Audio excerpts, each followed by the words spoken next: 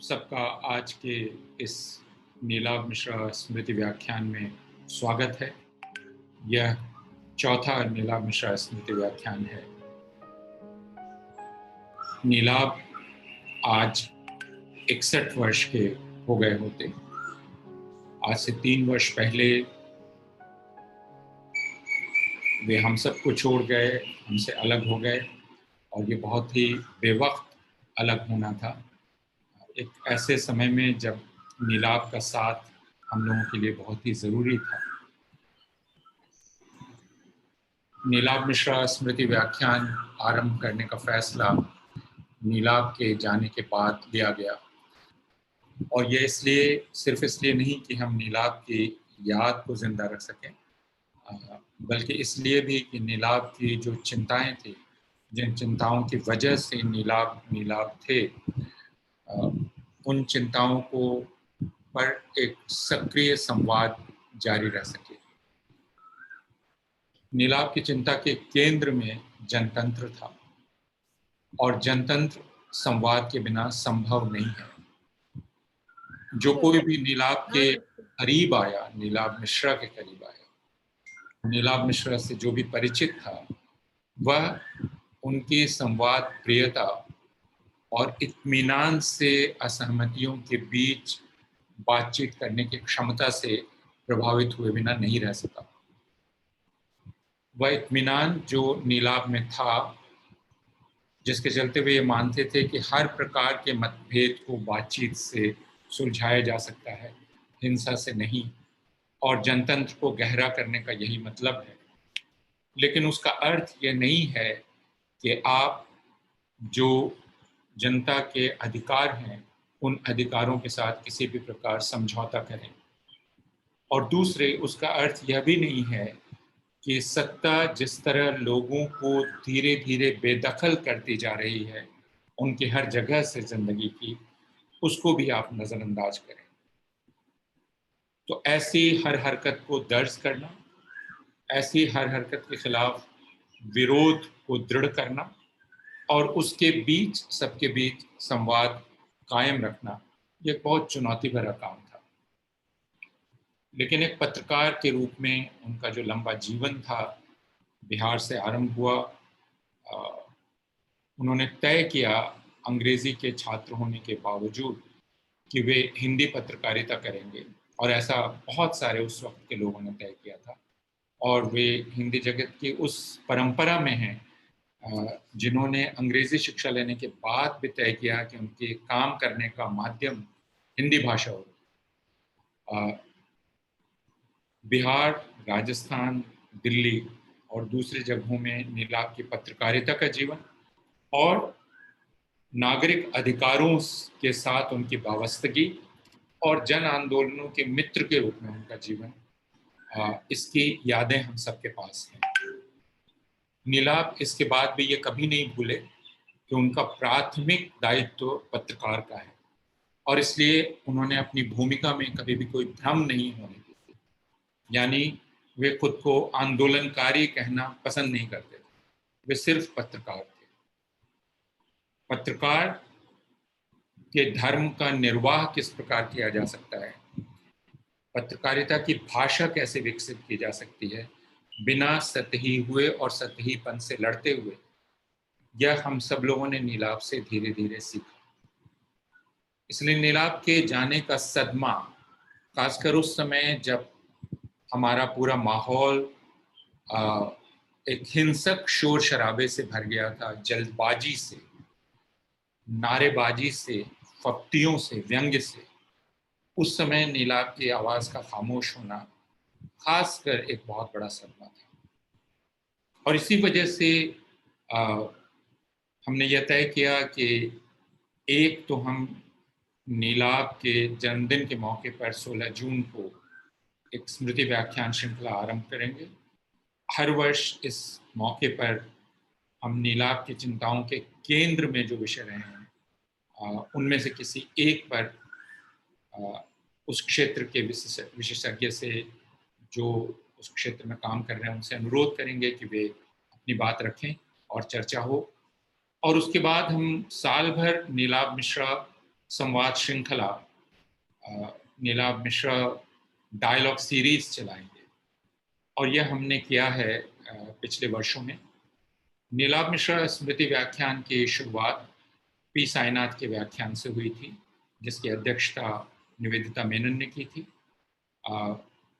उसके बाद का नीलाभ मिश्रा स्मृति व्याख्यान संगीतकार टी.एम. कृष्णा ने दिया था, और उसकी अध्यक्षता अशोक वाजपेयी ने की थी।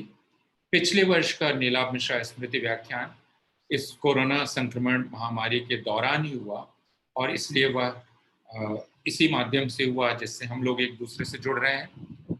और उसमें हर्ष मांदेर ने व्याख्यान दिया, और उसकी अध्यक्षता पामेला फिलिपोज ने की थी।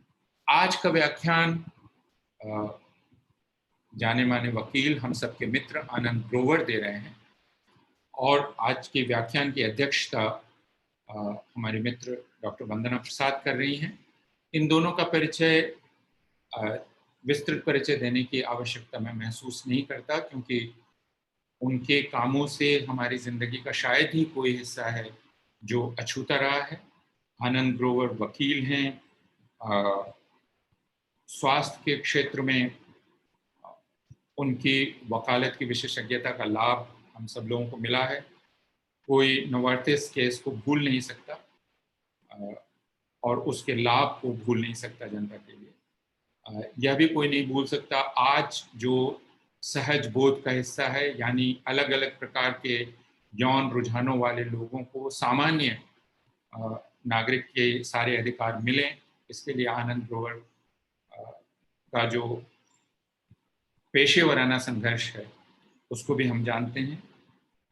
वे राइट टू हेल्थ में यूएन के स्पेशल रैपर्चर रहे हैं 2008 से 2014 तक, और वो लॉयर्स कलेक्टिव के डायरेक्टर हैं। लॉयर्स कलेक्टिव जो अपने काम की वजह से इस सत्ता का कोपभाजन बना हुआ है, और फिर भी आनंद ग्रोवर का संघर्ष कहीं से मध्यम नहीं पड़ा है। डॉक्टर वंदना प्रसाद वरिष्ठ जन स्वास्थ्य कार्यकर्ता हैं। वे शिशु स्वास्थ्य या शिशु रोग विशेषज्ञ हैं। जन स्वास्थ्य के मसलों पर अपनी विशेषज्ञता के अलावा, यानी जन स्वास्थ्य को एक विषय के रूप में स्थापित करने में डॉक्टर वंदना प्रसाद की भूमिका को हम सब लोग जानते हैं। इससे ज़्यादा परिचय मैं इन दोनों का नहीं देना चाहता। मैं इसके बाद आमंत्रित कर रहा हूँ, इस पूरे व्याख्यान का जो नियम है वह यह है कि मैं इसके बाद अनुरोध करूँगा डॉक्टर वंदना प्रसाद से कि वे अध्यक्षता लें, और फिर हमारे आज के वक्ता अपनी बात रखेंगे, और उसके बाद जैसा चैट बॉक्स में आप अपने प्रश्न तो रख सकते हैं। अरुणा रॉय हमारे साथ हैं, जो इस व्याख्यान की आयोजकों में से एक हैं। वे एक कविता पढ़ेंगे, क्योंकि नीलाभ और उनके बीच जो साझा दिलचस्पी थी वह साहित्य की थी और कला की थी। तो वे कविता पढ़ेंगी और धन्यवाद ज्ञापन करेंगी। वंदना। बहुत बहुत धन्यवाद अपूर्वानंद। सबसे पहले तो मैं कहना चाहूँगी कि मैं कतई अपने आप को इस लायक नहीं समझती कि मुझे इस सभा में इस अध्यक्षता का पक्ष दिया जाए, क्योंकि जो नाम आपने गिनाए हैं उसमें मैं अपने आप को थोड़ा सा कम महसूस करती हूँ। दूसरी बात ये भी है कि मुझे बहुत ज़ोर से महसूस होता है जब खासतौर से नीलाभ के जाने के बाद कि उसको अच्छी तरह से जानने परखने के मौके मैंने व्यक्तिगत तौर से गवाए, जो कि अब जिसकी पूर्ति नहीं हो पाती है। मुझे भी बहुत यादें हैं नीलाभ की, और जैसा आपने कहा कि उसकी सुदृढ़ता, उसका कमिटमेंट, उसकी इंटेग्रिटी, उनकी ताकत, ये तो खैर हम जानते ही हैं। लेकिन व्यक्तिगत रूप से मुझे जो जिस चीज़ से मैं सीखी हूँ और मैं चाहती हूँ कि मैं उसको सीखती चलूँ, उसकी इंसानियत, उसकी उदारता, उसका वार्मथ, उसकी आत्मीयता, उसकी विनम्रता, his humility, his general grace, and the niceness with which he, approached everybody and everything. It's just so meaningful. क्योंकि अच्छा होना और स्ट्रांग होना, that is one thing, but to do it with that grace is something that's very rare and something that at least I definitely learn from. मुझे लगता है कि नीलाब ने कभी भी नहीं, और हम लोग भी सिद्धांतिक तौर पे समझते हैं कि व्यक्ति विशेष, हम अपने आप को एज व्यक्ति विशेष उतना इम्पोर्टेंट नहीं समझते, लेकिन मूवमेंट्स में व्यक्ति इम्पोर्टेंट होते हैं। इसलिए मैं चाहूंगी कि हम बस 2-3 क्षण लेते हुए एक याद ताज़ा कर लें अपने बीच में, अपनी व्यक्तिगत एक याद नीलाब के साथ। Let's just take 20 seconds for that, not maybe 2 minutes, but let's just revive just one memory of Neelab, maybe in our house, maybe at the workplace or wherever it was. So I'm just going to shut up for 2 minutes and maybe we can just do that. So getting back to the talk of the day, आनंद के बारे में अपूर्वानंद ने बहुत कुछ कहा, और बहुत ही important है इस बात को जानना। मैं तो क्योंकि स्वास्थ्य के क्षेत्र से बात को रख रही हूँ, और आई एम अ प्रैक्टिशनर, कि जो मतलब बहुत कम ऐसे वकील हैं जो स्वास्थ्य के क्षेत्र को बहुत गहराई से समझ पाए या उसमें डूब के काम कर पाए, और अगर ऐसे वकीलों के नाम हम ढूंढते हैं तो उसमें आनंद का नाम काफी प्रमुख तौर से उभरता है। खास तौर से मुझे लगता है, एटलीस्ट व्यक्तिगत तौर से, जब से मैं देखती आई हूँ कि जब HIV एड्स जो बहुत ही स्वास्थ्य के लिए भी और कानून के लिए भी बहुत महत्वपूर्ण एक काइंड ऑफ ब्रिजिंग विषय था, क्योंकि उसने स्वास्थ्य के क्षेत्र को बहुत बदला और कानूनन तौर से भी उसमें बहुत बदलाव लाए। We could understand how how laws relate to health very sharply through the example of HIV/AIDS at that time. और उसमें आनंद का बहुत भरपूर, उसमें महत्वपूर्ण एक भूमिका आनंद ने निभाई, जिससे हम लोग सब बहुत सीखे थे। So it is my privilege to welcome Anand immediately to be delivering his keynote lecture at this very important event today. And without further ado, I will invite आनंद। मैं बस इतना कहना चाहूंगी, आनंद मुख्यतः अंग्रेजी में बात करेंगे, मैं अनुवाद तो नहीं कर पाऊंगी, और लेकिन सारांश मैं रखने की कोशिश करूंगी। और मैं आप सबको आमंत्रित करती हूँ कि चैट बॉक्स में आप फ्रीली प्लीज, क्योंकि जितना हम भागीदारी एक जूम मीटिंग में निभा सकते हैं, हम कोशिश करेंगे कि सहभागिता हो, तो आप फ्रीली अपने कमेंट्स इस मुद्दे विशेष पे भी और नीलाब पे भी अगर कुछ कहना चाहें तो आप फ्रीली उसको चैट बॉक्स में यूज करें, चैट बॉक्स को यूज करें, और मैं जितना समय मेरे पास होगा मैं उसमें आपकी बातों को सामने रखने की कोशिश करूंगी। हालांकि शायद मौखिक तौर से लोगों को इनवाइट ना किया जा सके, क्योंकि zoom technology is very awkward in that sense. और उसके बाद of course our friends will continue the session. So Anand, please, over to you. Thank you very much, Vandana ji, Apurva ji, and Kavita ji. It's a great honor for me to deliver this 4th Neelab Mishra Memorial Lecture. As has been said by others, Neelab was not an ordinary journalist. His former colleague, journalist Krishna Prasad, wrote in his obituary for Neelab in 2018 that unlike so many of them who have reduced themselves to boosters and amplifiers for the Hindutva cause, he remained proudly secular, liberal, progressive, and inclusive. In my view, this is very, very important of a person. He also points out that his last innings was at the National Herald, a newspaper that bears Jawaharlal Nehru's imprint, which was both apt and poetic. The National Herald itself, in its last, where he was in this last stint, mentioned that Neelab mentored a generation of younger journalists whom he schooled in his inimitable style of speaking truth to power and keeping their ears to the ground. As a journalist committed to uncovering the truth and expansion of civil rights, he had worked closely with the PUCL in Bihar, Rajasthan, and other states. He was considered a great friend by many of the Indian social movements. They always looked upon him for his advice and guidance.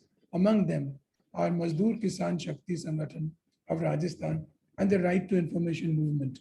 The feminist movement treated him like a dear comrade.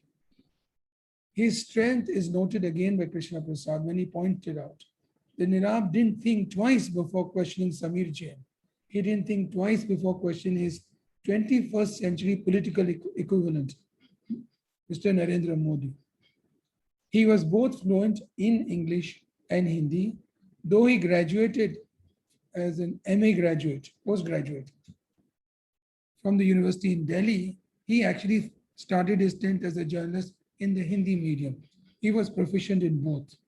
Indeed, Nilab was a tall personality, and his personality reverberates even today amongst us and others. With such big reputation, I proceed to present this fourth Nilab Memorial Lecture on the theme of rule of law in the times of COVID with much trepidation. First thing I want to point out that COVID is a matter of health. And in this situation, what has happened is that civil and political rights have been infringed, but people have seen them in dichotomous silos. And it's well recognized amongst the proponents of liberal constitutional theorists that erosion of the rule of law mainly and adversely impacts civil and political rights, such as the rights to free speech, assembly, but not necessarily economic, social, and cultural rights, which entail the right to education and health. The chiasm between the two rights is seen as a bifurcation of the two covenants by the same name. And there's a classical distinction between them, civil and political rights being negative injunctions against the state and directly enforceable, whereas economic and social cultural rights are positive obligations, but only progressively realizable, but not enforceable in a court of law.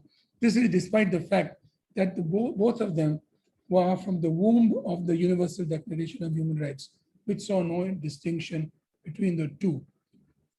The distinction actually came in the context of the Cold War, where the Soviet bloc paid emphasis on economic, social, and cultural rights, whereas the Western economies on free speech and therefore civil and political rights. In our constitution, the distinction is seen in the fundamental rights which are enforceable and the directive principles of state policy, which are not enforceable, but are guiding principle. But in India, we have actually completely changed the understanding of that. In the very famous case of the Supreme Court, Francis Coralie Moulin, on the basis of the right to live with dignity and all that goes with it, the Supreme Court held that these two classically separate rights are not really such.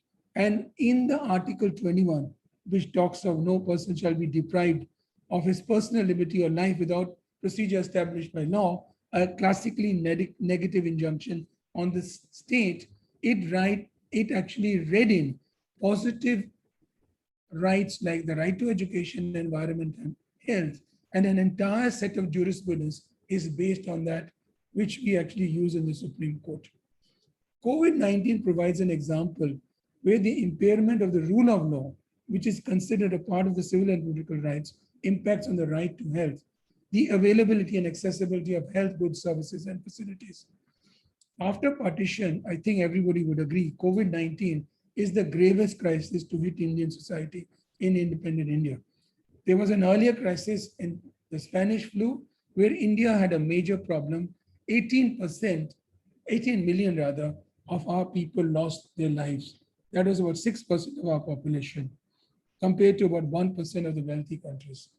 The question I ask myself is, have we fared any better now that we are no longer a colony of the British, governed now by the rule of law under a liberal written constitution?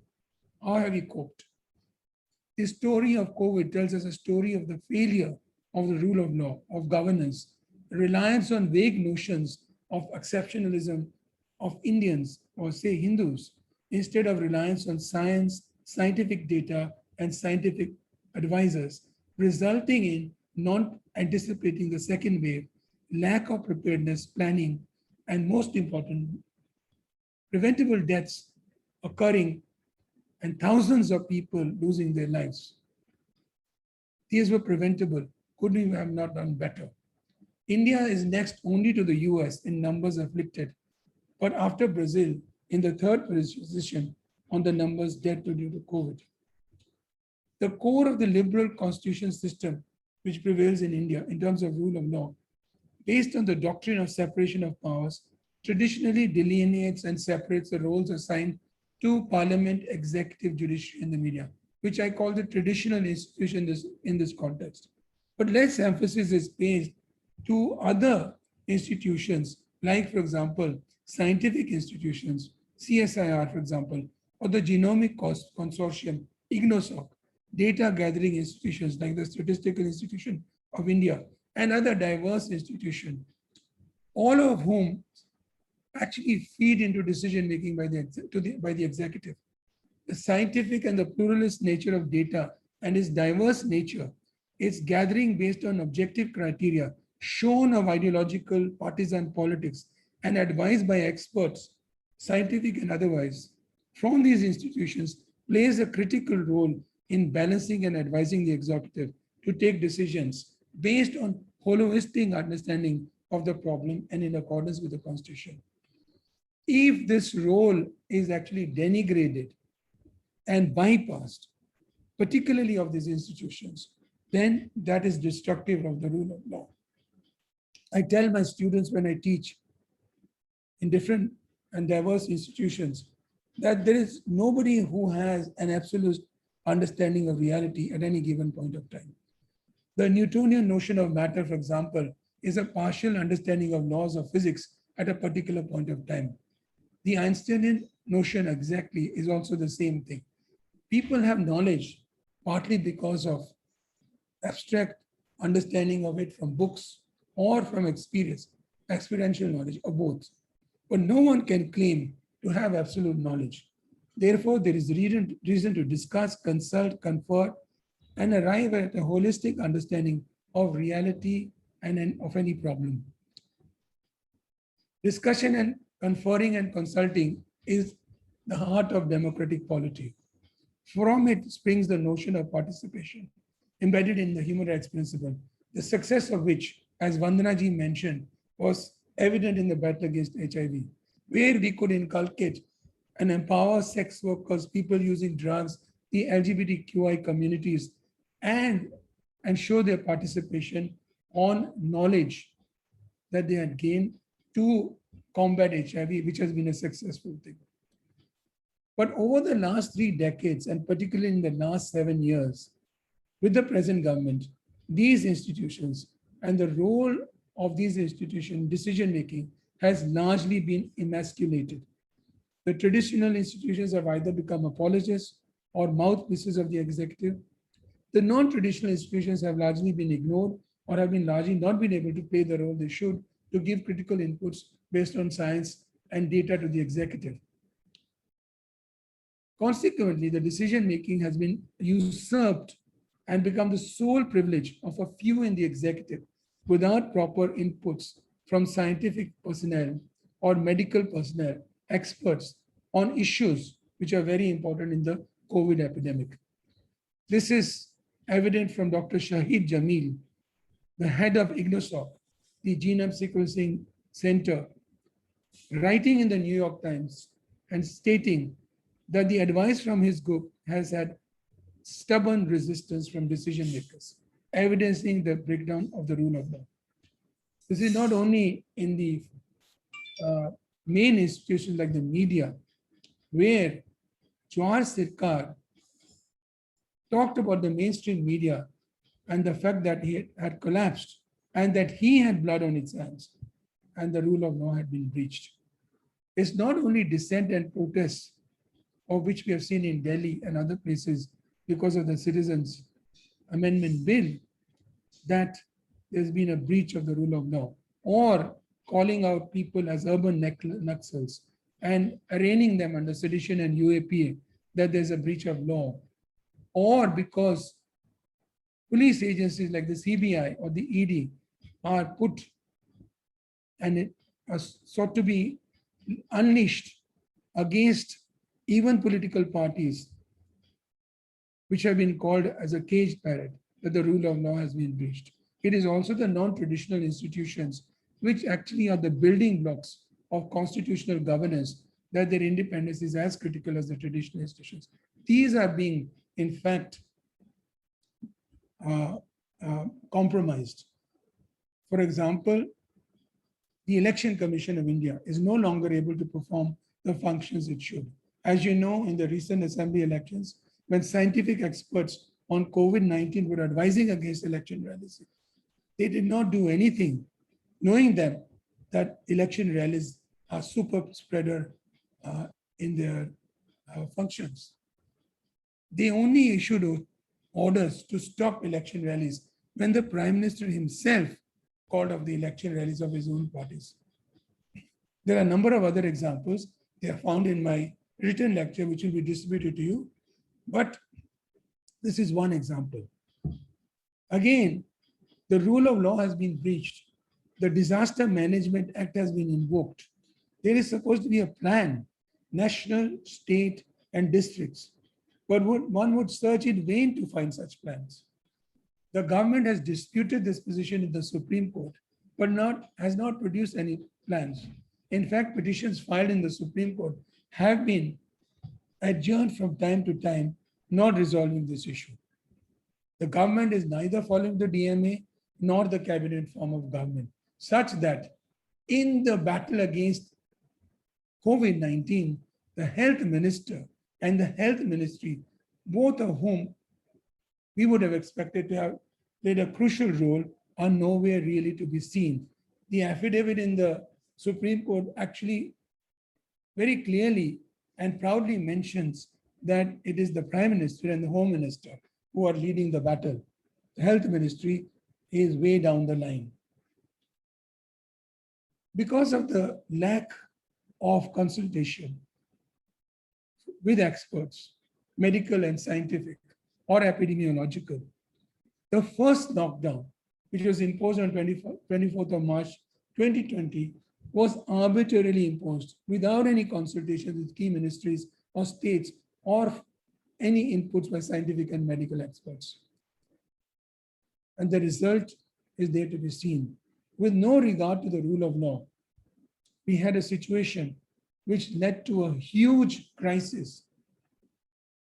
No wonder then that rather than curtailing the spread of the pandemic, by the end of the last lockdown, the count of COVID-19 positive cases had increased from the beginning of it, which was 519 detected and 10 fatalities, to nearly 2 lakh cases and 5,000 dead, making it the fastest infection rate in Asia.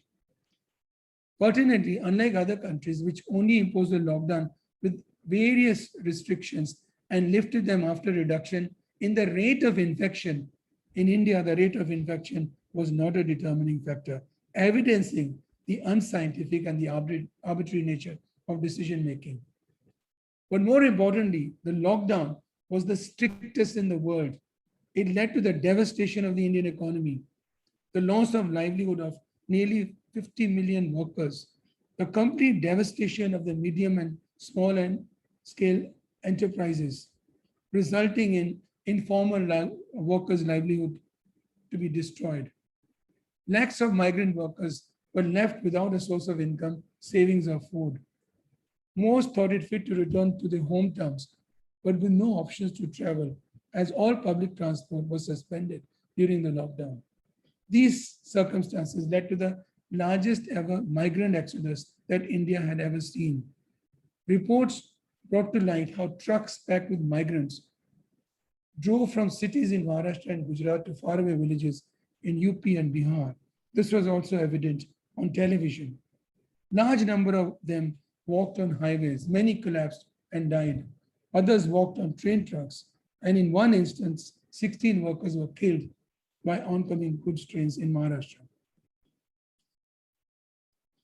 Sadly, migrant workers walking were even prosecuted for violation of orders under the Disaster Management Act until the Supreme Court intervened and passed an order not to prosecute migrants.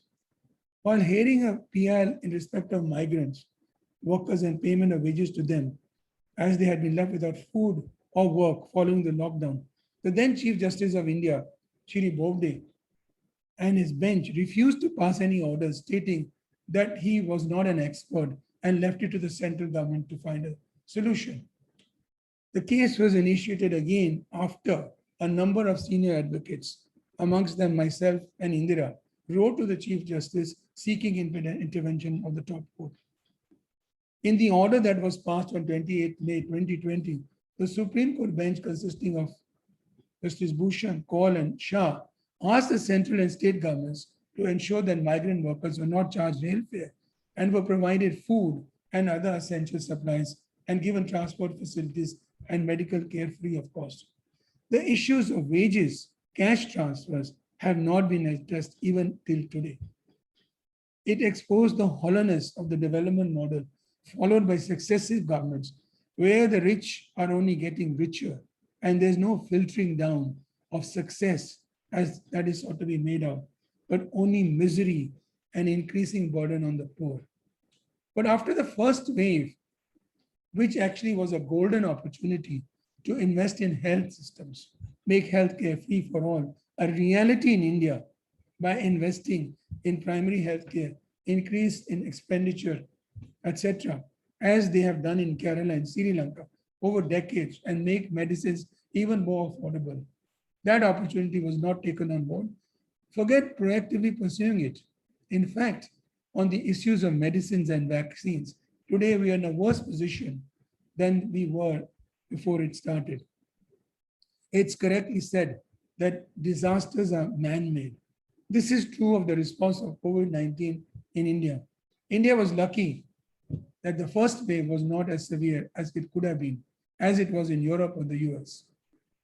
The Prime Minister went on to say at the World Economic Forum that India had showed the way to the world how to combat COVID-19. The Health Minister declared that India was in the end game of COVID. Theories were trotted out in social media about Indian or Hindu exceptionalism being responsible for the first wave which was weak. This actually meant that complacency actually stepped in, not only on the top hierarchy of the government, but also down the line. But any medical person worth the name would have said and informed the government to anticipate a second wave and prepare for it. Even from the experience of the Spanish flu in 1918 to 20, we knew that the second wave was even more virulent and killed more people. Despite having enough time from the end of the first wave to the beginning of the second, when preparations could have been made for hospitalization, etc., and required to have additional plans for oxygen because of the respiratory distress that follows COVID-19 ailment, or having more beds, or procuring medicines, oxygen plants, concentrators, or cylinders, nothing was really done. Medicines, etc., were not actually stocked. Additional medical personnel, like doctors and nurses, were not actually hired. The only silver lining in this is that some of the states did pay heed to the regular, boring issuance of notices that were going without realizing that they were not taken notice of. Chhattisgarh, Tamil Nadu, and Kerala did get their act together and increased their oxygen generating capacity and did not have problems like Delhi, UP, and Bihar, etc. Moreover, one of the best ways of tracking the virus is to have genome sequencing done and labs for them. Funds were allocated but not made available. And even when they were made available, they're lesser than required. Rather than preparing for the second wave, all precautions were actually thrown to the winds, and super spreader events were not only encouraged, but actually indulged in by the top people in the government. Temporary facilities which had been set up in various states were dismantled. The government actually encouraged the super spreader events like rallies, election rallies, and the Kumbh Mela. You know all that. I'm not going into detail. Most importantly, expert advice on how to deal with the pandemic was not solicited, and when given, ignored. In November 2020, the Parliamentary Standing Committee on Health and Family Welfare, comprising 13 members of Parliament, presented a report to the chairman of the Rajya Sabha, warning about the possibility of the second wave hitting India and cautioning about the preparedness to combat the same. This was not at all heeded to by the government. Even according to a report by the print, senior officials of the central and state governments acknowledged that there was laxity on the part of the government in responding to red flags raised by the states and also issues highlighted in internal meetings at the central level. Data from the National Center for Disease Control as early as February started showing trends that the numbers that were getting affected by mutant coronavirus strain was increasing. Nothing was paid heed to. Center did not respond promptly. Thus, it is clear that decision makers in the executive neither anticipated nor planned for second wave of the epidemic, but allowed super spreader events to go on in defiance or ignorance of the advice by committees set up for the purpose, thus being destructive of the rule of law. The result in terms of preventable deaths are there for all to see, and I'm not going to repeat it because this is emotionally very, very disturbing. But we know from television channels how oxygen was not available, how people were dying like flies, how crematoria were full of burning cinder. People were running from pillar to post to get medicines. They were not available. Shockingly, and for me very sadly, the Indian generic industry, which had played a stellar role in the HIV epidemic at the turn of the millennium, in slashing prices of HIV antiretrovirals from $10,000 to $15,000 per patient per year. And when the Indian generic industry had accused Big Pharma of profiteering, in India, we saw the same generic industry profiteering. Estimates of death have been underreported. The suffering did not end with death. Again, it's painful for me to read out this, but dead bodies were seen strewn all over the place. Dogs nibbling into the COVID patient's body in various places. People stood for hours outside crematoria to give the last dignified farewell to the members of their family. Many crematoria furnaces melted due to the long and continuous use of them in the second wave. Today, especially in Delhi, everybody knows of a family member or friend who has passed away. The death toll is officially slightly over 2 lakhs. Our experts opine that there is severe underreporting and the toll could be 2 to 5 times as high. Then again, not only was there no preparation for the second wave, there has been no preparation for vaccine procurement. By the end of 2020, it had become clear that vaccines were being developed and would be the key to prevent further spread. They were needed not only by India, but the whole world. We were in a very fortunate position. At the beginning of the pandemic, India was the largest vaccine producer in the world, with the Serum Institute of India playing a stellar role. There's a reason that India became the largest supplier of drugs and vaccines in the world. Prior to 1970, the British left a legacy in the pharma industry such that Western multinationals were the dominant group in the India pharma sector. Naturally, the prices of medicines and vaccines in India were amongst the highest in the world. In early 1970, the central government under Mrs. Gandhi, and I want to pause here for a moment. I'm not an admirer of Mrs. Gandhi because she attacked our office in the emergency. So we have been attacked by Mrs. Gandhi and the present regime. But I have only one admiration for her work on changing the patent law, which I'm going to describe. Mrs. Gandhi took advice and suggestions about this major issue of the highest prices of the world in India for medicines and vaccines. She took the advice of Justice Bakshi Dekchand and Justice Rajagopal Iyengar about reforms in patent law. They made very simple recommendations. The primary one being to do away with product patent protections on medicines and retain only process patent protections in the Patent Act. Accordingly, the Patent Act was amended in 1972.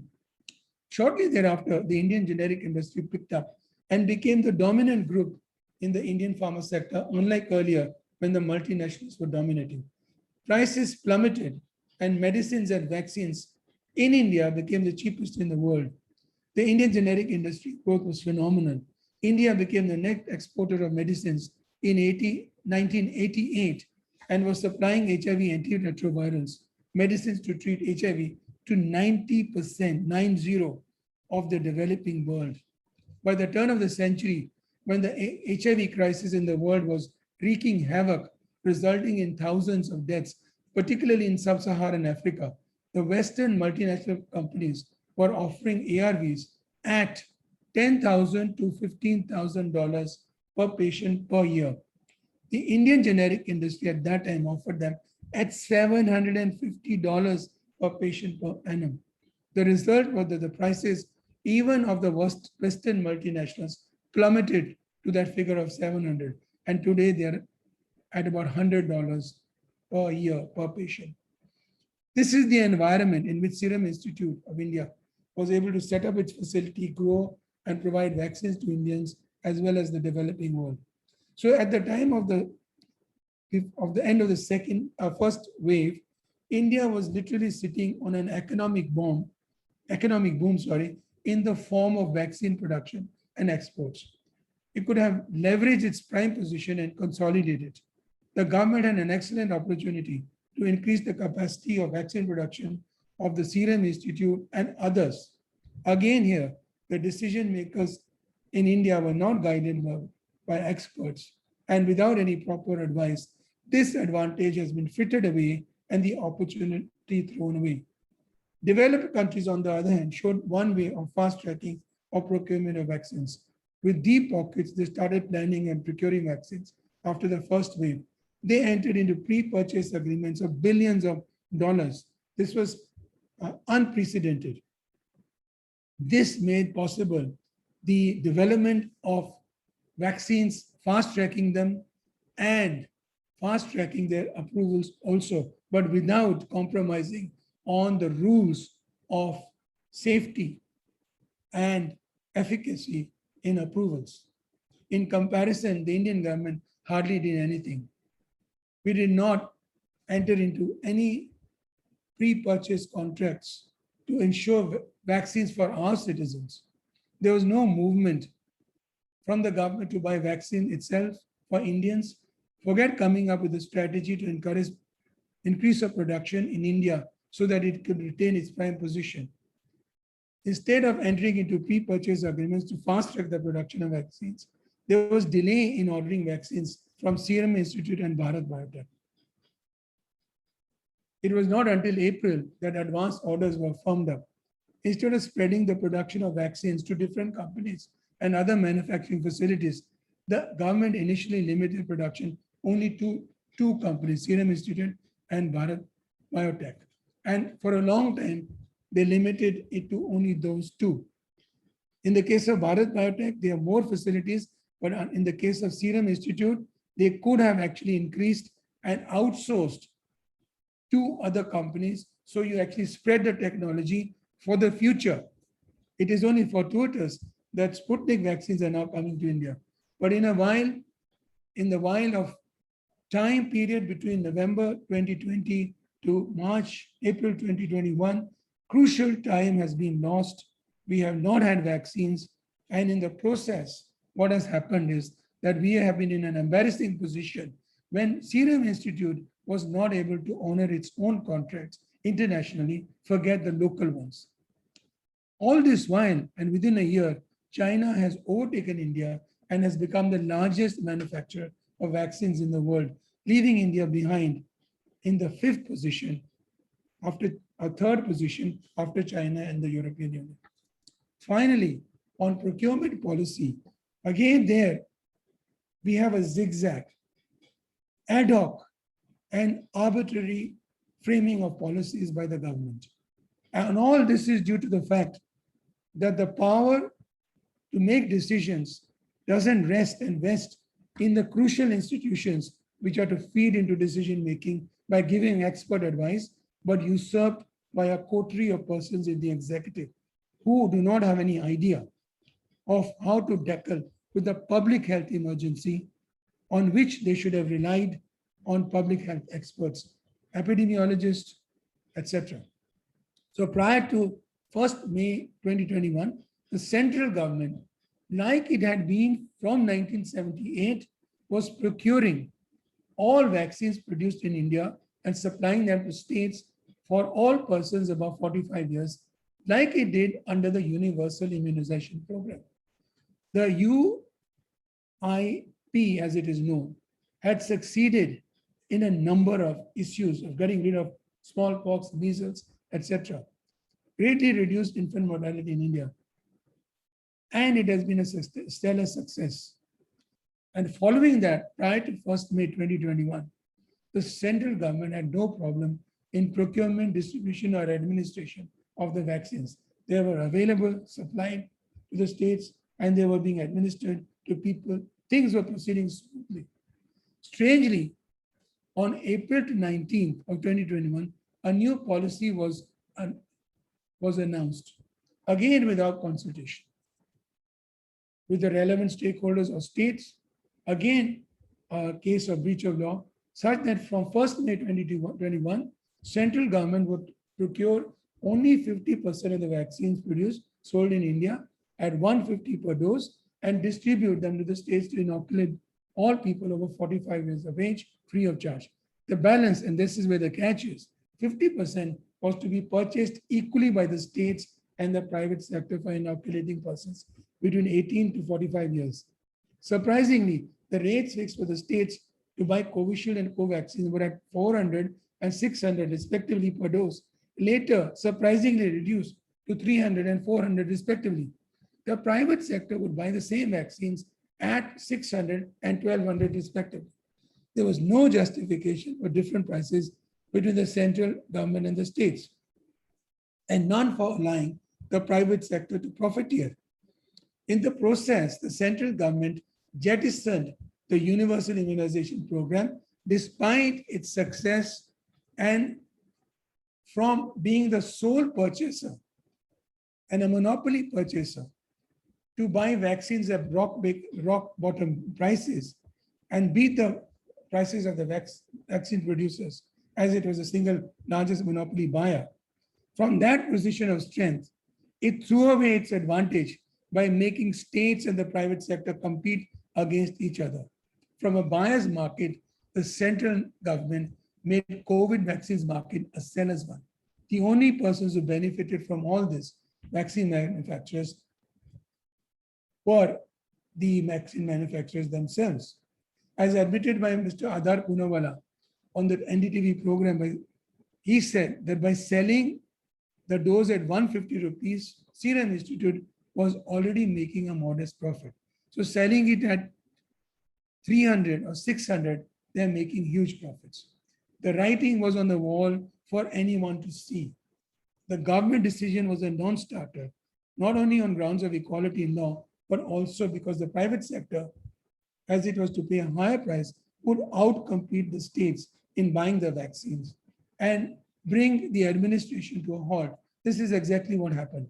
The 9 hospital chains, the big ones in the country, procured half of the stock meant for the private sector and the states in the month of May at high rates, with the rest going to 300 odd hospitals located mostly in the country's urban centers, hardly any one of them serving regions beyond the tier 2 cities. On the other hand, the states were not able to procure any vaccines, not only due to the high price, but also because both Serum and Bharat were more ready to sell the vaccines to the private sector. Finance ministers and chief ministers complained that they couldn't even get in touch with Serum Institute. They tried to tap the international market, but all those vaccines in the international market were already booked for 1.5 years till 2022. Consequently, the vaccine inoculation program started faltering, and it came to a grinding halt. States made representation to the central government to revert back to the position before 1st of May. And on 1st of June, the central government came out with a fresh policy indicating that it had made a mess. The new policy allows the central government to procure 75% of the vaccines and to inoculate all persons above the age of 18. The balance 25% is for the private sector. Private hospitals can charge about 150 rupees on top of the services over and above the price they have to pay to buy the vaccines. By the way, the vaccines abroad in Europe and US and Canada only cost $2. So somebody is making a huge profit. There are a number of laws in the new policy, which I don't want to go into. I just want to conclude, because I've only got a minute or two, to say that it is because we're in a liberal democratic society based on a written constitution, where the rule of law mandates that each institution plays its part. In India, what we have seen is that over the past decade or so, and more so after the present government took over, that rule of law has been breached and institutions are not playing their part. As a result, the advice from quarters and institutions, which is precious for government to take decisions, whether economic, financial, or health, isn't coming, or if it comes, it's ignored, which has resulted in flawed decisions, gross errors, which people have paid for in losing their lives. With that, I want to actually end and wait for questions from the audience and people who are listening. Thank you very much. Thanks very much, Anand, for this brilliant exposition. There's somebody in the chat box, Maya Unithan, who said quite correctly, a tour de force of the pandemic in India and its relationship to the various laws at play and the way in which it has impacted the pandemic. I think very tough task for me to try and summarize this, and I'm going to summarize in Hindi, as I said. It's quite a challenge, really, because so many important points have been made. So I've taken notes. I'm going to be referring to those. शुरुआत में बिल्कुल सार में ही कह पाऊंगी. शुरुआत में जो आनंद ने कहा, बहुत महत्वपूर्ण एक बिंदु उन्होंने उठाया कि कैसे एक खिंचाव रहता है मानव अधिकारों के बीच में और जनस्वास्थ्य की जरूरतों के बीच में. ऐसा महसूस होता है, मतलब ये एक डिबेट का विषय है कि ऐसा ये खिंचाव है सच्चाई में कि नहीं, पर इन प्रैक्टिस तो definitely the tension between public health and civil rights has been perceived many times in history. और उन्होंने भी इतिहास का सहारा लेते हुए इस बात को समझाने की कोशिश की कि ये खिंचाव कैसा होता है, कि कानून किस तरीके से जनस्वास्थ्य के लिए काम कर रहा होता है, लेकिन उसके तहत कैसे civil rights, liberties, freedom of speech इत्यादि पे आघात होते रहे हैं. उन्होंने ये भी बताया कि हमारी कॉन्स्टिट्यूशन के हिसाब से मतलब ये काफी स्पष्ट है कि निर्णय लेने का विभाजन किस तरीके से किया गया है. तो उन्होंने कहा कि औपचारिक जो संस्थान हमारे हैं वो संसद, कार्यपालक, न्यायतंत्र और मीडिया. लेकिन उनके साथ साथ पैंडेमिक में ये जाहिर रहा है कि जो गैर पारंपरिक निर्णय लेने के संस्थान हैं, वो भी, उनकी भी बहुत महत्वपूर्ण भूमिका रही है. और इन सभी संस्थानों ने एक तरीके से अपना रवैया अपनाया था, जिसके बारे में मैं बताऊंगी. लेकिन वो कौन से संस्थानों का उन्होंने उल्लेख किया? चुनाव आयोग, CSIR जो अपना जो साइंटिस्ट का जो हमारा संस्थान है, और इग्नोसॉक जो जीनोम कंसोर्शियम का इन्होंने बताया. और इन सभी संस्थानों का इन्होंने उदाहरण देते हुए बताया कि कैसे इन्होंने अपनी कार्रवाई न करते हुए घुटने टेके हैं, और जो कानूनन मतलब तौर से इनको जो निभाना चाहिए था वो न करते हुए उन्होंने घुटने टेके हैं. और घुटने किसको टेके हैं कि ना ही स्वास्थ्य मंत्रालय, ना ही स्वास्थ्य मंत्री, बट प्रधानमंत्री और गृह मंत्री ही निर्णय ले रहे थे. और उनकी लाइन पे आते हुए, मतलब जो उनको स्वतः करना चाहिए था वो तब तक नहीं हुआ. जैसे कि उदाहरण दिया कि इलेक्शंस में अगर हमको रैली नहीं करना था तो ईसी ने नहीं ऐसा कहा. वो तभी हो पाया जब प्रधानमंत्री ने मतलब आग्रह किया, जब जब मतलब डैमेज हो चुका था, एक तरीके से जो खराबी होनी थी वो हो चुकी थी। तो ऐसे उन्होंने कई उदाहरण दिए कि ये इन सब तंत्रों ने अपनी कार्रवाई जो कानूनन उनको करनी चाहिए थी, जो कानून, और कानून कौन से इन्होंने मतलब डिजास्टर मैनेजमेंट एक्ट और एपिडेमिक एक्ट का तो बताया ही कि उसमें बहुत से ऐसी कार्रवाइयां थी जिसको निभाया जाना चाहिए था, लेकिन जिससे तो वो हटे ही और घुटने भी टेके। तो ये निर्णय लेने की प्रक्रिया में इन्होंने काफी बार दोहराया कि एक चीज जो बहुत अहम है वो है भागीदारी, सहभागिता, पार्टिसिपेशन, और उसमें उन लोगों की भागीदारी जो अगेन HIV एड्स का सहारा लेते हुए कि जो जो उस व्यथा को महसूस कर रहे हैं, पीपल हु आर अफेक्टेड, और उनकी भागीदारी मतलब कहीं भी यहाँ पे हमको महसूस नहीं हुई। उनका कहना है, मैं बाद में इस पे टिप्पणी करना चाहूंगी, कि विशेषज्ञों से भी की भी राय नहीं ली गई, और जो प्रमाण आधारित मतलब एविडेंस बेस्ड जो डिसीजन मेकिंग होनी चाहिए थी वो भी नहीं हुई। तो साइंस से हटकर, रैशनल डिसीजन मेकिंग से हटकर, तार्किक मतलब निर्णयों से हटकर कैसे हमने कई और चीजों का सहारा लिया, कभी धर्म, कभी एक विश्वास कि हमें कुछ नहीं हो पाएगा, इत्यादि इत्यादि। तो इन इन सारे मतलब सिद्धांत जो रहे हैं, एविडेंस बेस्ड होना, साइंटिफिक होना, तार्किक होना, रैशनल होना, इनका जो उल्लंघन और अवहेलना जो रही है उसका उन्होंने उल्लेख किया। उन्होंने लॉकडाउन की बातें बताई, मतलब किस तरीके से कानून का एक तो उपयोग नहीं हुआ और लेकिन कानून का दुरुपयोग भी हुआ। ये दोनों ही चीजें उन्होंने उदाहरण के तौर पे बताई, जैसे कि माइग्रेंट्स का मतलब इतना दुखद और इतना मतलब गंभीर मामला कि माइग्रेंट्स के लिए कुछ ना करना कानून के तहत, और उसके बनिस्बत उनके ऊपर कानून थोपना, और लॉकडाउन में मतलब माइग्रेंट्स की पुलिसिंग जब तक कि सुप्रीम कोर्ट ने इंटरवीन नहीं किया, मतलब उनके खिलाफ एक्ट का इस्तेमाल करना, माइग्रेंट्स के खिलाफ, ये था हमारा कानून का इस्तेमाल इस पूरे पैंडेमिक के दौरान। तो ये इन्होंने चीजें बताई, और काफी समय इन्होंने लिया है वैक्सीन्स और ड्रग्स वगैरह की अवेलेबिलिटी पे, कि इसका क्या प्रबंधन होना था। काफी समय उन्होंने इस बात पे भी लिया कि जो प्लानिंग हमारी होनी थी, पहला जो दौर चला था, पहली लहर और दूसरी लहर के बीच में जिस तरीके की प्लानिंग होनी चाहिए थी, जिस तरीके से एक्सपर्ट्स का इनको सहारा लेना चाहिए था, वो न करते हुए हमने तैयारी बिल्कुल ही नहीं की। वैक्सीन को लेके बहुत मुझे लगता है कि बहुत महत्वपूर्ण बिंदु है, क्योंकि ये कानून से सीधे सीधे जुड़ता है कि हमारा जो पेटेंट्स एक्ट है उसको दुनिया भर में अच्छा माना जाता है। उसमें तब्दीलियां लाई गई हैं जिसमें काफी गुंजाइश है कि हम उसका एक प्रो पीपल इस्तेमाल कर सकें अपने पेटेंट्स एक्ट का, लेकिन वो हमने नहीं किया। हमने बहुत बहुत मौके गवाए इस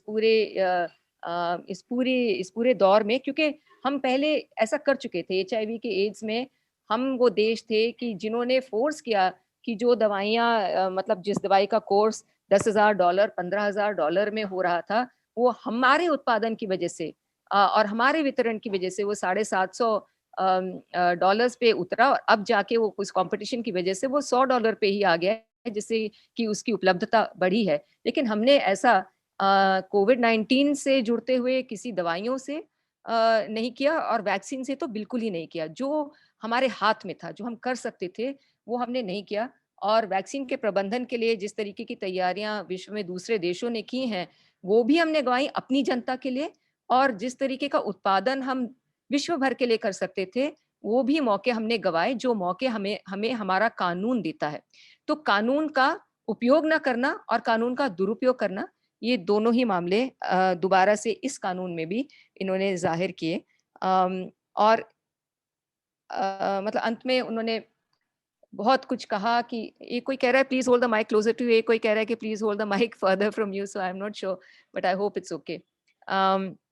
कि जो मौतें हुई हैं उसकी उसमें पूरा मामला कितना दुखद रहा है। मैं अपनी तरफ से कहूंगी कि उसके आंकड़ों में अभी भी देख रहे हैं कितना गोलमाल, मतलब 10 गुना कम बताना मौतों को, और हमारे मृत साथियों परिवारजनों के शवों के साथ जैसा रहा है, इत्यादि इत्यादि, इसका उन्होंने विवरण किया एक मार्मिक तरीके से।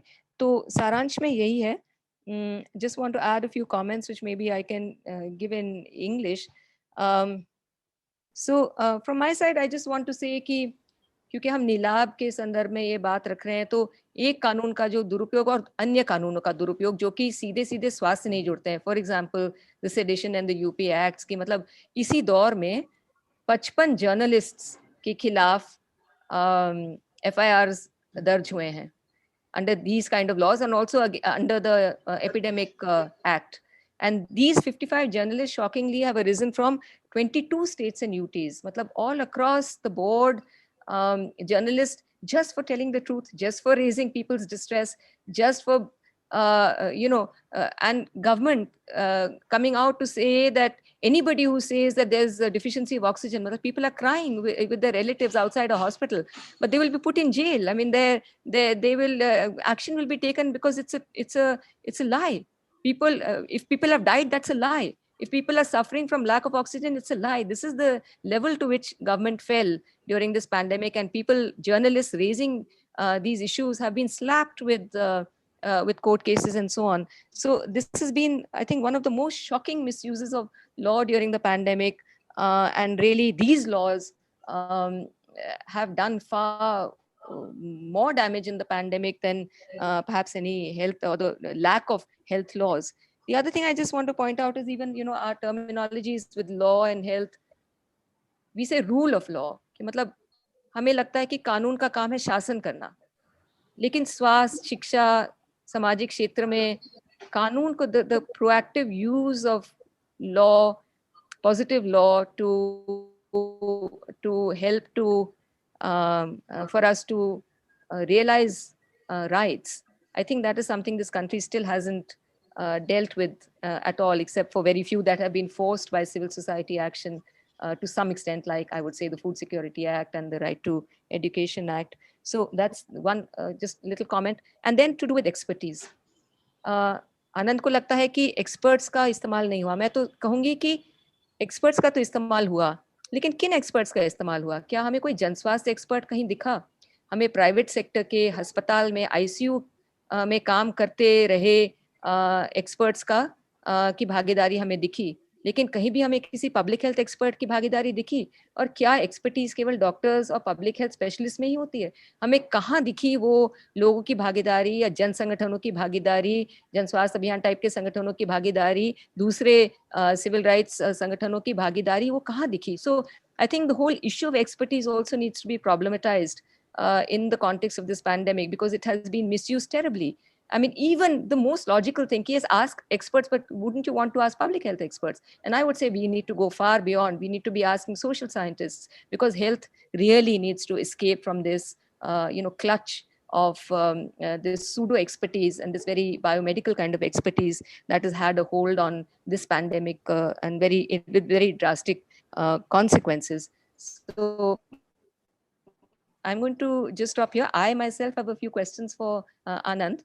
But meanwhile, if Amrita, have you? I've sent you some questions. Do you want me to read out a couple of questions? Yes, please. So one question is, what should the government do to reduce vaccine hesitancy? Why is India not following the age vulnerability-based vaccination plan as used by most developed countries? The other question is, would like to know whether a state-owned vaccination producing institutes are being used, and could they be used? Another one is that, can you share your thoughts on the Indian Bar Association's case against WHO chief for wrong guidance? So maybe these three, and then I can read out a few more. And I will also just add one, Anand, is basically, I just wonder, how should law have been used in this pandemic? We've seen its use. I mean, we've also seen courts play a very important positive role. I mean, like in the Delhi High Court, some of the petitions that went in, some of the things that happened that we really needed, we could only get through, this kind of casework and judgments that high courts and so on produce, and sometimes the Supreme Court also. So I really would like you to reflect on what kind of positive role the institutions, our legal institutions, could play and should play in the future. And also, even more broadly, like, is there some kind of law that we need to bring in to protect ourselves better, and what kind of reforms, etc. So I would like you to dwell a little bit more on what exactly the law should and could be doing, apart from all these specific questions, a lot of which are about implementation and so on. Yeah. Thank you, Vandana. I just want to elaborate one issue that you raised, which I did not dwell Actually, by the time I finished the draft, and this is still a draft you asked me in the morning about publication. So I really have to smoothen the creases and a lot of things like that. So one of the things that even other people have mentioned to me about is participation. I absolutely agree with you that expertise is not just getting ABCD from the government. The points I've made earlier on other issues, and which has actually worked very well in HIV, because we were able to empower people living with HIV, sex workers, drug users, on how to conduct themselves so they do not get transmission of HIV, etc. There, we developed a whole doctrine of participation based on the right to health under the International Covenant on Economic, Social, and Cultural Rights, which we are trying to plug in the jurisprudence in India. So that involves the participation in decision making of all sectors. Like you said, it's not only the government medical expert. So, for example, in the task force, the Supreme Court has set up, there is Dr. Zarir Udvadia. But where are the people who have been affected by COVID? Who are, they're not there. The ordinary people are not there. The pain that the people in Delhi, Bihar, UP, Rajasthan, Mumbai, everywhere in the country have undergone. What has been their experience of trying to procure medicines? They are not on the expert committees at all. So participation is very important, because I believe, and I've put this in the lecture, that anyone, no matter how high and mighty and knowledgeable, only has a partial understanding of reality. The only way you get a holistic understanding is if you converse, discuss with other people with different point of views. So it is very important to get other stakeholders in it. So I agree with you entirely on that issue, and that has to be plugged. But I think theoretically and practically, it's a different ballgame from HIV. There we could have key populations who are very active and empowered, heavy empowered people and patients generally. And this is so diffuse in terms of the number of people who are actually afflicted with the COVID ailment. I am a COVID patient, ex-survivor. What is my role? It's difficult to actually articulate and put it in practice. That's one. About vaccine hesitancy, I think now that is a smaller problem in India compared to, say, in Europe or in the US. In India, we can overcome that, provided, and that's where participation again is key. You must involve people in actually gaining knowledge about COVID. You must have people who can explain things simply, and not only have people from the private sector or the government sector talking about. You should have people who are active on the ground, explaining to people what is COVID, how does it actually develop, what are the mutant variants. People think, oh, no, these are medical issues, ordinary people will not understand. That's a load of rubbish, because we have seen in HIV, people who are not even educated know more about HIV and HIV medicines than even doctors. They know every different variant and the type of regime that could be actually used to address them. There was a question which I think you've not mentioned, but I'll answer that later. State-owned vaccination facilities. Well, actually, the way the Indian government should have gone is use this opportunity, as I mentioned in the lecture, to leverage the prime position that we had. So in advance, getting agreements with Serum Institute, Bharat Biotech, but not limiting them only to those two. Diffuse the knowledge and the manufacturing facilities for the long run, not only for the COVID, but maybe later on, there may be other diseases, epidemics. Actually license those technologies. For example, Serum has the Oxford University patented technology that could have easily been licensed to other facilities, other companies. So you actually have more than one company doing that. They haven't done that. They've done that with Covaxin, because the ICMR and the Pune Institute of Virology have an interest in it. So they actually used the partial ownership to set up other manufacturing facilities. They've used public manufacturing facilities, including Havkin. They can diversify even more. That should have been done in November. They should have actually had pre-purchase agreements, actually looked for others who were willing to share their technology. For example, Novavax has done it now. They could have done that ages ago. They didn't do it because they thought that we are hunky-dory. The first wave has not affected them. They were not being advised by experts who were telling them in February that the problem is going to actually be very severe. They just didn't take any notice. Elections were more important. Kumbh Mela was more important. Lives of ordinary people did not seem to be important to them. Third question, which is not, the Indian Bar Association, I think I don't know the question properly, but there's another question I can answer, which is about Indian generic industry. Somebody's asked that question in the chat box. Can I answer that? Yeah, and there's also one on, IT laws and amendments to those laws, WhatsApp and so on. I think the context here is, should we not do something against WhatsApp for spreading rumors? But you might want to say a bit more on the, the impact on the IT. You see, actually, I mentioned that the generic industry actually gained a lot of traction because of Mrs. Gandhi's decision based on expert advice in the 70s.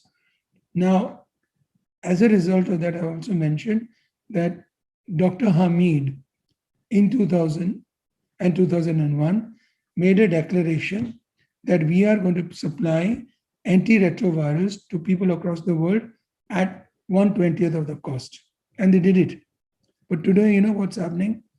They are actually just importing and selling the medicines of multinationals at exorbitant prices. So tocilizumab is being sold at 50,000 rupees a dose. Remdesivir, 5,000 rupees a dose. So the Indian generic industry, which was actually, fighting with us, raising their fists, etc., and to tackle HIV, has become a partner of the multinationals. And the government is encouraging it. That's not good for India, because we need affordable medicines and vaccines and diagnostics, which Indian generic companies can actually produce, but the environment, legal environment for them is not conducive. They've told me this because I represent some Indian generic companies in patent cases.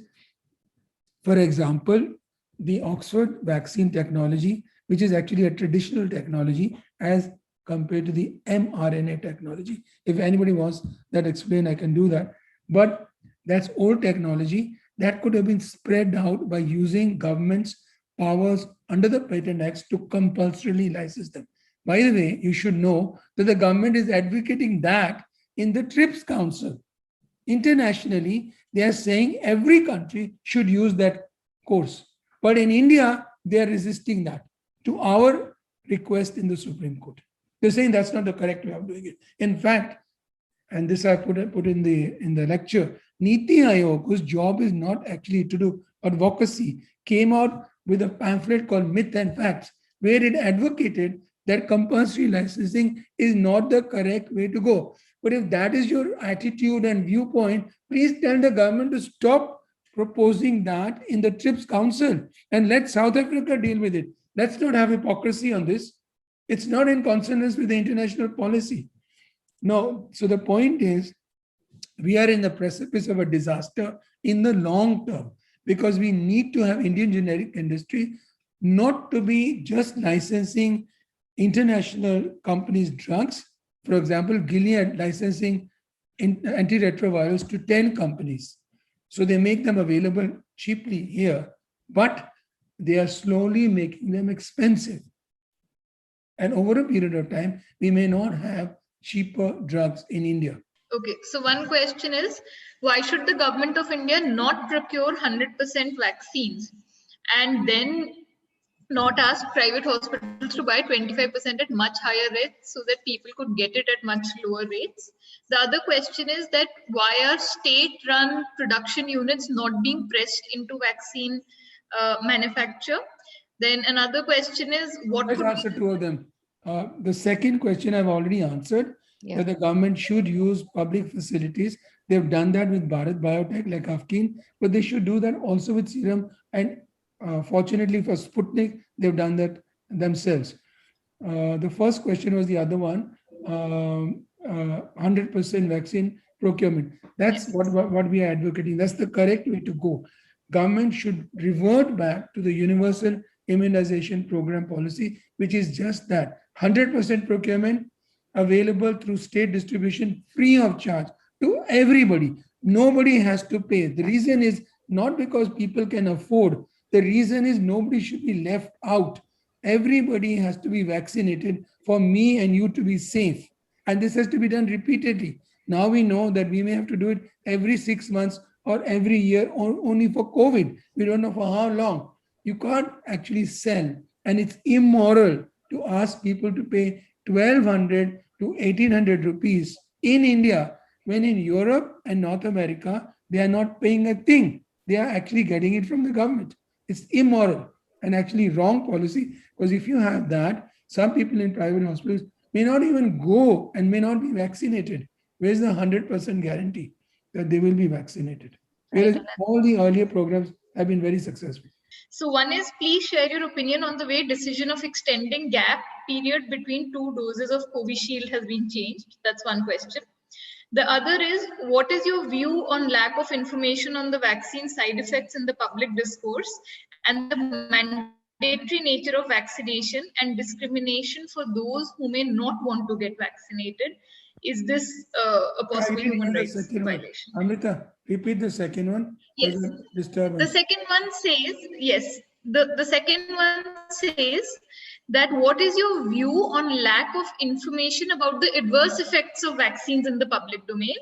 And also, what do you think about this mandatory nature of vaccines? Is that something that goes against human rights of those who do not want to get vaccinated? Okay. The gap between vaccines is a medical issue. I mean, I know about it, but I'm not the right person to answer that. If I may just step in very quickly. I know the answer, but it's not my just today's papers are telling us that the expert group advocated something and the government actually went on to create a policy with something completely different. So again, reinforcing Anand's point. So the expert group had said 6 to 8 weeks, and the government went on to say 12 to 16 weeks. So and science is not very precise on this. But I think the point is really how are decisions being taken and for what reasons are decisions being taken? Well, what is the if is it a matter of supplies or is it a matter of science?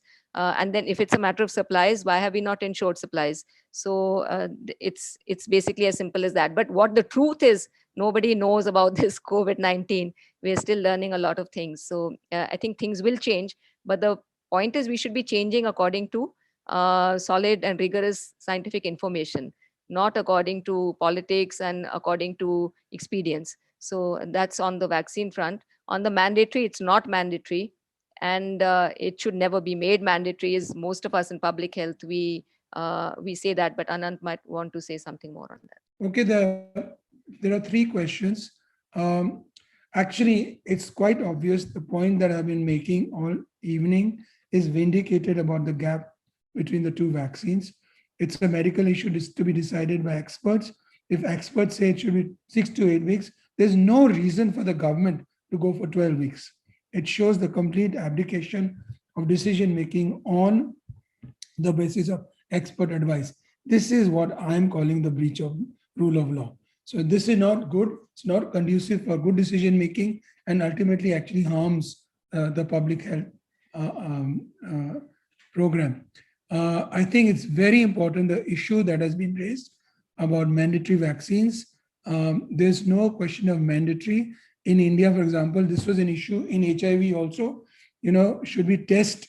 And please appreciate testing for HIV was very, very, very important. But we were able to convince the government, and ultimately it actually was put in the HIV Act. Vandana ji, that's another act which is a good piece of legislation. Of course, the right to information and other acts have really done wonders. There, we were able to persuade the government to have testing only done by consent against the grain of the WHO advice. and that has actually worked as a policy. Once you have consent, you can get people on board to come and test. And that's exactly what should happen in the case of COVID-19. If you encourage people to test voluntarily, you can impart information and bring them into the mainstream of the administration of vaccines or whatever treatment that you want to give. I think that's the right way to go about it, the right approach. You empower people, give them information. They also become party, and participation is very, very important in the decision making of people who are affected. Finally, about data and data about vaccines, I think this is a critical area where we are really not doing what we should. Just see the example of what happened of emergency authorization for Serum Institute's Covishield. They did a bridging study. They got an emergency authorization. What is the data they have given? We don't have it. Similarly, for Covaxin, Bharat Biotech, the phase 3 data is not available till today. Contrast this with the US system. The FDA actually puts on the internet whatever application the drug manufacturing companies or vaccine manufacturing companies actually give to the FDA. So you have the whole data which they give, not everything that they have, they give to FDA. So you have 80% or 90% of the data. You know, we don't have a lot of failures, which is the policy or practice of drug companies. They don't give data, but there's a lot of failures. But they gave the data to FDA. It's available publicly. And the hearings are public. Here, you know, the subject expert committee, they give you a 2-liner. A firm actually made this application. It's granted. We don't know what's happened. What is the reason why Bharat Biotech's Covaxin was actually on the verge of refusal on one day? The next day it was granted. It's the same reason as, you know, what Vandana talked about earlier. Why is there are gaps between doses, 6 to 8 weeks as the expert advice, or why the government wants it? Because they want to make sure that they can tell the world that we are vaccinated according to what the rules and protocols are. So I think that's a major issue. I think that's all. There's no other question. Thank you very, very much. Thanks, Anand. And now I would like to just invite Aruna.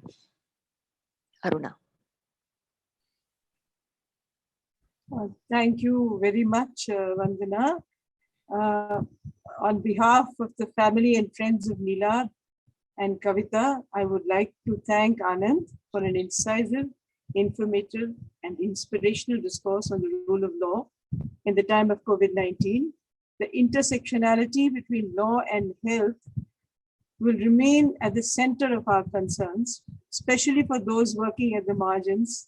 It's a sad commentary of the contemporary political structure that we've gone back to the drawing board to fight for issues on which precept and principle have long been established. Despite the RTI, data is not available, for instance. We also thank Vandana for chairing this memorable evening and for her continuing and untiring work, educating us on issues related to health. Many of us owe our information of health and specifically of the pandemic to the many lectures she has so willingly delivered in the last few years.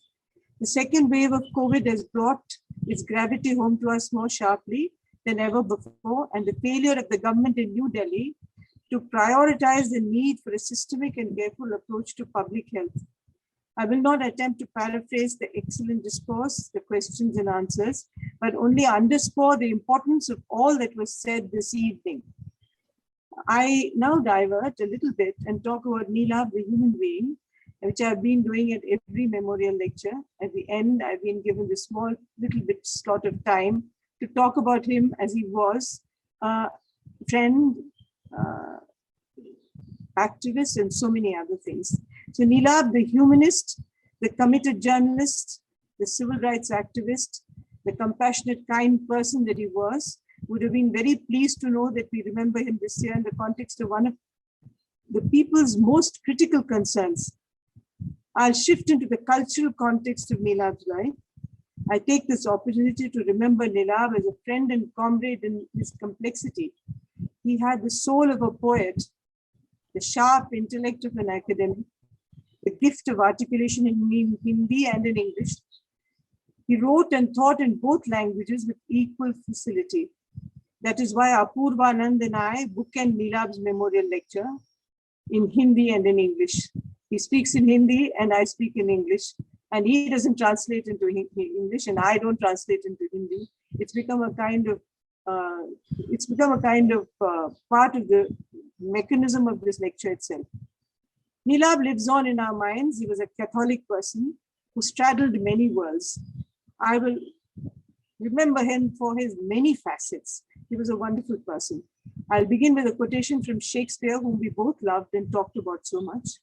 To me, fair friend, you can never be old, for as you were when first your eye I eyed, such seems your beauty still.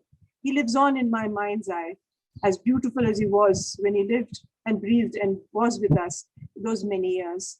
This Neelabh Memorial Lecture continues to emphasize the right to speak. Bertolt Brecht famously said of culture in the days of suppression, in the dark times, he said, in the dark times, will there also be singing? Yes, there will also be singing about the dark times. So that's what I think every memorial lecture of Neelabh does. It is a song. It is a song about those dark times that will not be suppressed. Neelabh was a lover of music, literature and food. I was one of the many he shared a love of music and literature with. Both of us were students of English literature. In memory of a remarkably compassionate, gifted individual whom we miss for his many gifts, the political, the literary endowments, the aesthete, and the most worthy of friends, I quote Rilke, or Rilke as it's pronounced, one of Neelabh's favorite poets. I quote, the poem is called Listen. I live my life in widening circles that reach out across the world. I may not complete this last one, but I give myself to it.